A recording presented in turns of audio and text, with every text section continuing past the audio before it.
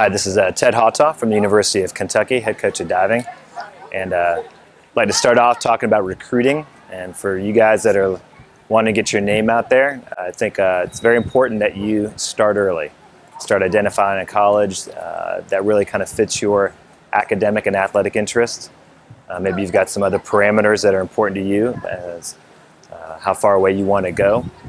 But you can do a lot of research now online and start to narrow your search down. I think you need to get stuff out to us by your junior year so that we can really scout you out. Video is incredibly important. That's what I think all of us use.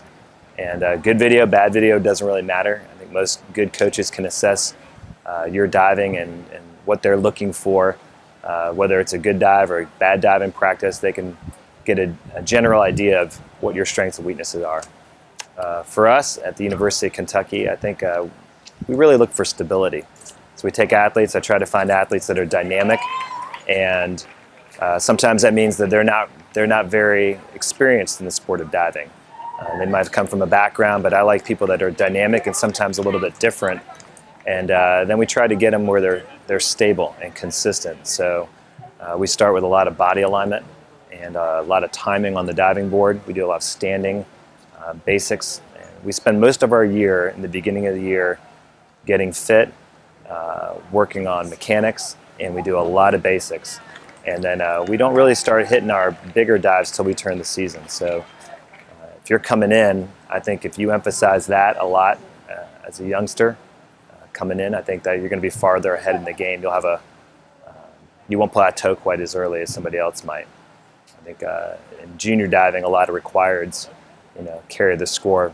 But I think really what the higher level college coaches are looking for are people that can really move the board, move their body through the air. And so they're looking for dynamic athletes. I think also a big part of what we do is finishing underwater is really crucial. So we spend a lot of our time working on what we do underneath the water as they go through the entry. And that's where I think really the higher level scoring happens. That's it.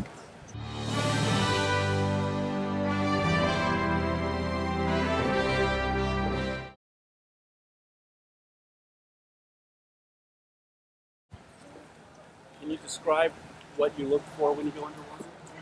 You said you do it, but what do you do? Sure. And I'll cut this in. Sure. When we're looking at forward entries, we want to see them swim before they save. They do the pike somersault, and we want all of that to be pretty fast. So straight arms when they swim, a lot of speed going through the water, a quick action, and you want to complete that pike save. So we just don't want to go in the water and fold. It's almost a violent movement, to be honest with you. When we're going in backwards, we look at really getting locked out and getting the hands to pop right on the water, kind of like a snake strikes. And then we want them to go back, get the head back, and get through that save underneath the water so they're coming back up to the surface rapidly.